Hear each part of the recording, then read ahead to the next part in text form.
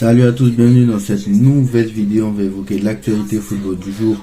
Avant match PSG Monaco. Ce PSG Monaco aura lieu tout à l'heure. Monaco est l'équipe qui a le plus battu. La deuxième équipe ou la troisième, je crois la deuxième équipe qui a le plus battu le Paris Saint-Germain ces dernières années. Notamment l'année dernière déjà, l'année d'avant déjà, il y a 2 ans, et même il y a 3 ans. Donc chaque année, on perd au moins une fois contre Monaco. Cette année, chaque année, on perd au moins une fois contre Rennes. Cette année, on n'a pas perdu contre Rennes, c'est déjà bien. Peut-être que cette année, on va pas perdre contre Monaco. Mais à Monaco, déjà, ça fait longtemps qu'on ne s'est pas imposé. Je crois que ça fait depuis 2020 qu'on ne s'est pas imposé. 2021, 2020-2021, la saison 2020-2021, on a perdu 3-2 à l'époque de Tourelle. Après, je crois qu'on a perdu 3-0 sous Pochettino. Et l'année dernière, on avait perdu 3-1, juste avant le match contre le Bayern. Donc, ça fait 4 ans quasiment qu'on ne s'est pas imposé. Ça fait même 4 ans qu'on ne s'est pas imposé à Louis II. Donc Monaco est une très très bonne équipe. Monaco à l'heure actuelle est, je crois, 3e du championnat ou 4e. Donc c'est assez incroyable. Monaco est 3e pour l'instant. Et Paris a 13 points d'avance sur Monaco. Donc voilà. Le titre se rapproche, mais toujours pas. Donc il faudra bien préparer le match sur le terrain de la Real Sociedad. Il y a déjà un forfait pour ce match. Danilo est forfait pour le déplacement à Monaco ce soir. Donc le Portugais s'est blessé hier à l'entraînement et il a été touché à la cuisse. Donc c'est pas sûr qu'il sera là aussi contre la Real Sociedad. Donc c'est une très mauvaise nouvelle pour le Paris Saint-Germain. Parce que Marquinhos lui n'est pas là ce soir. Mais lui il sera là contre la Real Sociedad. Mais par contre, bon, après sachant les traumatismes qu'a vécu le Paris Saint-Germain en Ligue des Champions, est-ce que Marquinhos, et sachant que Marquinhos il est là depuis 2012, il a vécu toutes les remontadas, est-ce que lui c'est pas une bonne nouvelle qu'il soit pas là? On va peut-être manquer d'expérience, mais Danilo qui n'est pas là contre la Real Sociedad, ça c'est pas une si bonne nouvelle que ça. Mais bon, on verra parce que Berardo pourrait être placé dans l'axe et personnellement ça m'inquiète un peu. Donc voilà. Donc pour moi c'était pas une bonne nouvelle que Berardo soit titulaire, mais bon. Parce que vu ses débuts, déjà ses débuts ne sont pas exceptionnels, on va dire. Parce que Berardo, il est arrivé pour 20 millions d'euros, personne n'était dessus, donc voilà. Les joueurs brésiliens, faut faire attention. Mais pour moi, Berardo n'est pas... Bon, après il faut attendre, mais bon, comme on dit, il faut laisser du temps. Mais pour moi, de ce que j'ai vu, c'est assez compliqué. Donc voilà. Le Bayern Munich a fixé le prix d'Alphonso Davies. Comme vous savez, il est courtisé par le Real Madrid. Tout le monde dit que le Real va signer Alphonso Davies l'année prochaine. Le prix est de 70 millions d'euros d'après Bill. Donc, il ne pourrait pas le vendre à moins de 70 millions d'euros. Et connaissant le Bayern en négociation, franchement, bon après il dit 70, mais en vrai ils en veulent 50. Même à 50 ils vont accepter parce que Davies il a un an de la fin de son contrat. S'il a un an de la fin de son contrat, Alphonso Davies, voilà. D'ailleurs, je crois qu'il a un an de la fin de son contrat. Donc s'il a un an de la fin de son contrat, le Bayern va le vendre. Il ne veut pas prolonger.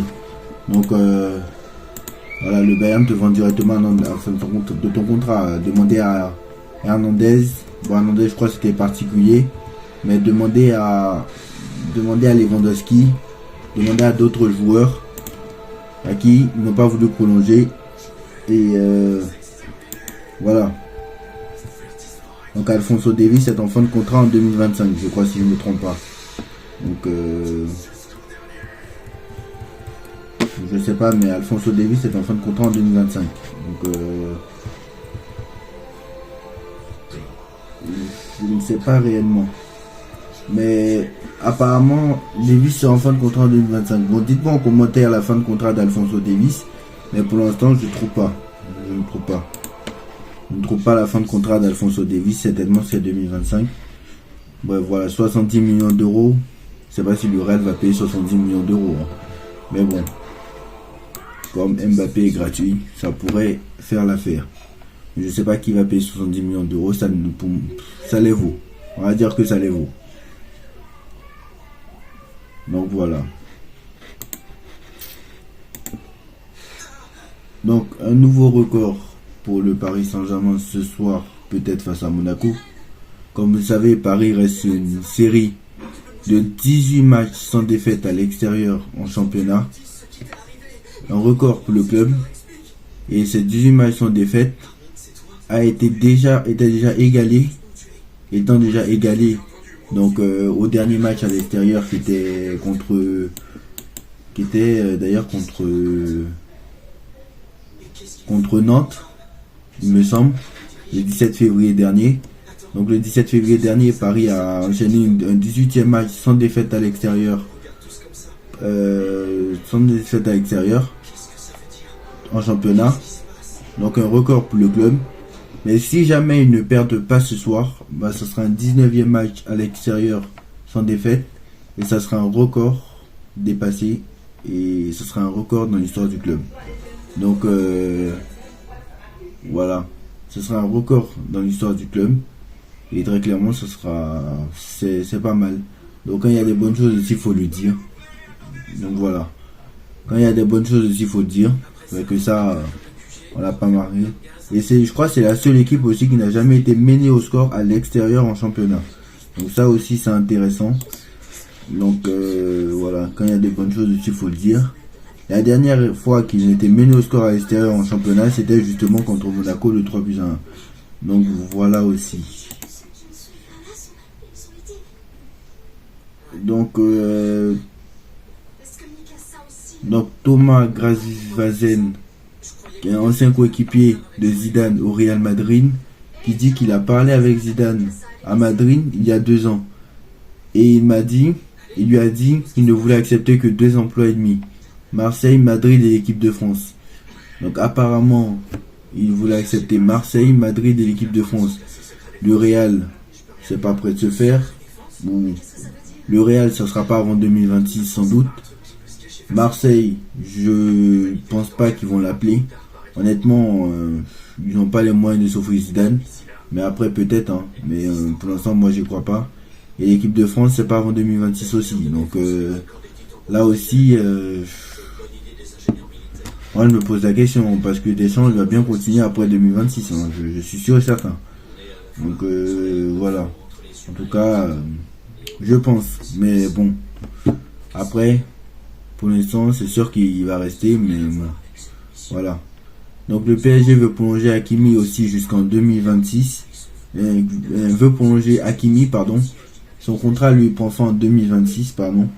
Les discussions ont débuté, mais pas encore de stade avancé. Donc le latéral droit est notamment courtisé par le Real, vu que Mbappé va aller au Real Madrid.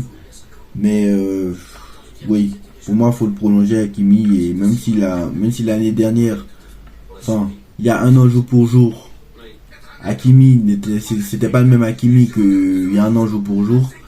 Bah, le Hakimi d'il y a 1 an n'est pas le Hakimi de maintenant. Et franchement, Hakimi, il a un bon niveau actuellement. Et il faut le prolonger de suite. Son contrat prend fin en 2026. Bah, pour moi, il faut le prolonger. D'ailleurs, Zaïre Emery n'a toujours pas été prolongé. Alors, c'est bizarre. Parce que lui, son contrat finit en 2025. Mais apparemment, il prolongera automatiquement à ses 18 ans. Donc, Zaïre Emery, pour rappel, aura 18 ans le 8 mars 2025. D'ailleurs, il aura 18 ans il aura 18 ans le 8 mars 2024, donc dans une semaine jour pour jour. Donc c'est là qu'il prolongera. Donc normalement dans une semaine, ils annonceront la prolongation de Zaïre Emery. Donc ça aussi, on suivra de très très près cette info. Donc il existe une forte possibilité aussi pour le Paris Saint-Germain de développer un nouveau stade moderne en banlieue. C'est en cours, c'est en cours, on y travaille avec annonce du directeur général d'Arthos sur l'équipe. Donc il dit qu'il existe une forte possibilité de voir que le Paris Saint-Germain va développer un nouveau stade moderne en banlieue. Donc il est en train de nous expliquer que Paris va en fait prendre un stade qui est déjà là et va reconstruire. Donc un stade déjà construit et un terrain déjà construit et va bâtir. Donc pourquoi pas. Je dis pourquoi pas en tout cas, parce que le Parc des Princes, comme vous le savez, c'est trop petit.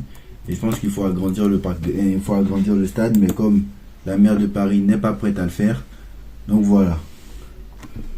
Donc voilà un peu pour les infos du jour. Dites-moi en commentaire ce que vous en pensez. On like, on partage, on commente, on s'abonne. On se retrouve tout à l'heure pour le débrief PSG Monaco, en espérant la victoire du PSG. Tchuss.